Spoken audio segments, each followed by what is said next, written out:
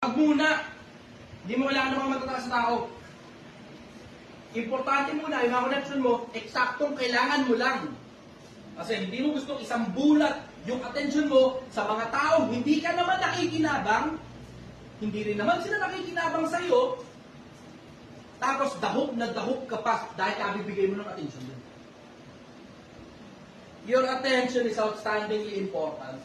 It's as if the same as the level of your life.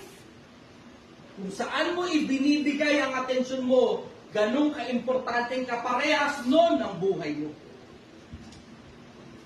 At sobrang konti lang ng oras natin dito sa mundo. Only get to live for fucking 60 short years. Yung mga bagay na pinagagawa ninyo, nagawa ninyo ng mga nauna. Wala na bago, kaya nga tamo. Dahil after retired ka na, 9 months ago, kaya hindi ka na. I don't have much. Hindi masyadong maraming bagay na meron sa akin. You may find it as a surprise. Hindi masyadong maraming bagay, mga bagay na meron sa akin. Meron akong sapat para sa sarili ko. Kung sa ibabaw ng ulo ko, pagkain na kinakain ko, damit na sinusuot ko.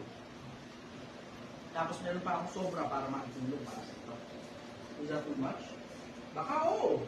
Hindi naman kasi normal na may sasakyan eh. Sa ganong aspekto, kung meron ka kotse, sige, sobra-sobrang nakalagay yung meron ako. Pero hindi sa level na baka nga yung iba sa iyo mas mayaman pa kasi sa akin. Paano ko nakapag-retire na maaga? Hindi ko kasi.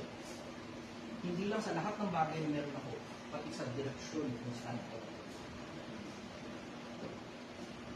Hindi ko kailangan kung lumekta kahit kanina. Hindi ko kailangan. Wala ko kanina. Pakikoneksyon. Bakit? Kusang dumarating ang mga koneksyon. At importante ka na. Trabahuhin mo muna na maging importante.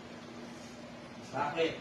Kasi yung resulta mo ang pinagbabasihan sa mundo. At hindi lang sa mundo, pati sa paningin ng Diyos. Hindi siya magpapaakyat sa Diyan na ng kahit kasi wala resulta. Hindi siya magpapaakyat sa langit na kahit kasi wala resulta. Maliban na lang, mongoloid kang bata, pinanganak ka, namatay ka agad, o wala ka talaga kasalanan. May ka-problema mo. As soon as magkaroon ka ng sarili mong consciousness, nakakapag-isip ka na ng matino, tama. Hindi ka makakakyat sa langit na wala ka resulta.